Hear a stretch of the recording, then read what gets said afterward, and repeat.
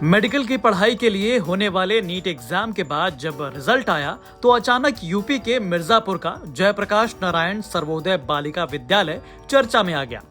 वजह थी पहली ही बार में 25 लड़कियों में से 12 लड़कियों का नीट में सिलेक्शन। जी हाँ, अब जरा अंदाजा लगाइए, 10वीं के बाद जब कोई बच्चा अपनी स्कूलिंग के साथ साथ मेडिकल लाइन या डॉक्टर बनने के लिए तैयारी शुरू करता है तो उसके साथ घर वालों के मन में भी कई सवाल उठते हैं। क्या मौजूदा पढ़ाई के पैटर्न से वो मैच कर पाएगा? जमाना एडवांस है, टेस्ट पेपर सॉल्व करने होंगे, तैयारी बड़े स्तर पर करनी होगी, कुछ भी छूटना नहीं चाहिए। नतीजा एक महंगी प्राइवेट कोचिंग में दाखिला। अब जरा वापस आ जाइए मिर्जापुर के मड़िहान तहसील में जयप्रकाश नारायण सर्वोदय बालिका विद्यालय, एक सरकारी स्कूल जहां समाज कल्याण विभाग और एक्स नवोदय फाउंडेशन की मदद से आर्थिक रूप से पिछड़ी प्रतिभाशाली लड़कियों को आईआईटी, जेईई और नीट की कोचिंग फ्री में दी जाती है। यहाँ बच्चियों को अच्छी और हाईटेक पढ़ाई करवाई जाती है। यूपी तक के संवाददाता सुरेश सिंह जब इस स्कूल में पहुंचे तो बच्चों को बायो पढ़ाने वाले टीचर सुधीर यादव बताते हैं कि यहाँ एडमिशन से पहले एग्जाम करवाया जाता है, एक एंट्रेंस एग्जाम। पूरे प्रदेश के 29 जिलों में चलने वाले जयप्रकाश नारायण सर्वोदय बालिका विद्यालय से 10वीं के बाद इस एग्जाम के जरिए 40 लड़कियों का सिलेक्शन होता है।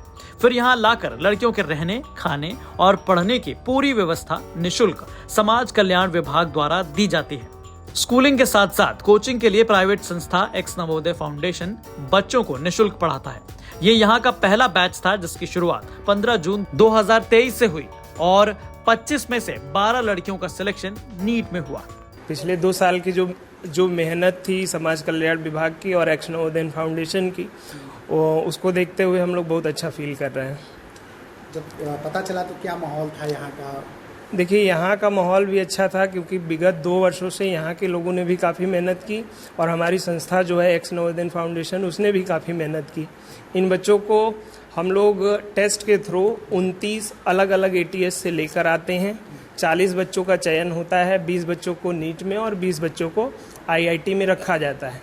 हमारी संस्था एक्स नवोदय फाउंडेशन जो है इनका एक रिटन टेस्ट कराती है, उसके बाद इनको यहाँ बुलाया जाता है। तो क्या ये सिलेक्शन कहाँ से हो करते हैं आप? ये सिलेक्शन हमारी संस्था दुर्गा कुंड एक्स नवोदय फाउंडेशन जो है वो अपना पेपर और अपने लोगों को अलग अलग एटीएस में भेजती है। उसके बाद रिजल्ट आउट होता है, रिजल्ट में 40 बच्चों को सेलेक्ट किया जाता है। यहाँ पे बच्चे आते हैं, फिर कैसे तैयारी आप कराते हैं? क्या पढ़ाई का रूटीन होता है, कैसे करते हैं? जैसे यहाँ पे बच्चे आते हैं तो पहले तो हम लोगों बच्चों का लेवल चेक करते हैं कि बच्चों का लेवल क्या है।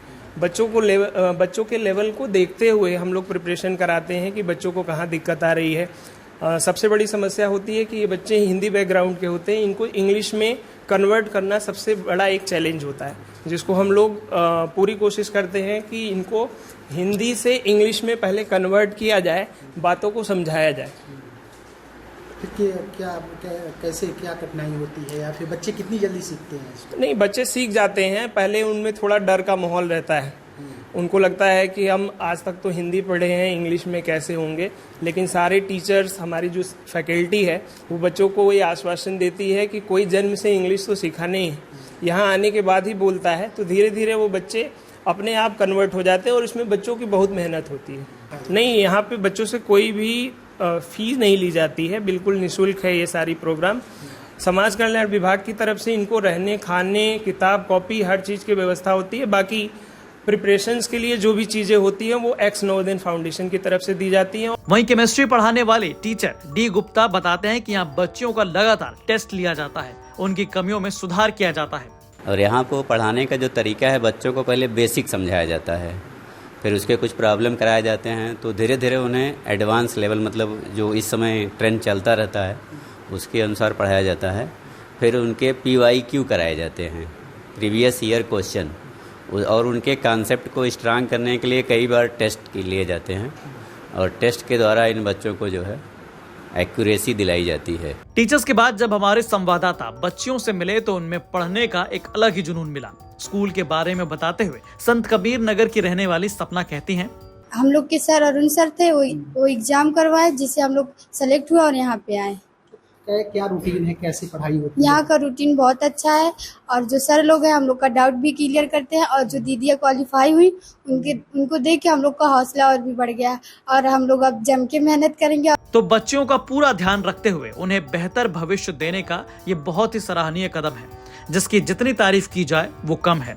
मिर्जापुर के जिला अधिकारी प्रियंका निरंजन ने बताया, जयप्रकाश सर्वोदय विद्यालय मड़िहान मिर्जापुर में को हमने सेंटर ऑफ एक्सीलेंस के रूप में शासन द्वारा विकसित किया गया है और उसमें एक्स नवोदय फाउंडेशन वाराणसी और टाटा AIG के सहयोग से जो नीट और JEE की तैयारी के लिए क्लासेस आयोजित की जाती हैं और उन जो बच्चे हैं वो सभी इन कोचिंग्स को करते हैं और फिर नीट और JEE की परीक्षा में वो सम्मिलित होते हैं।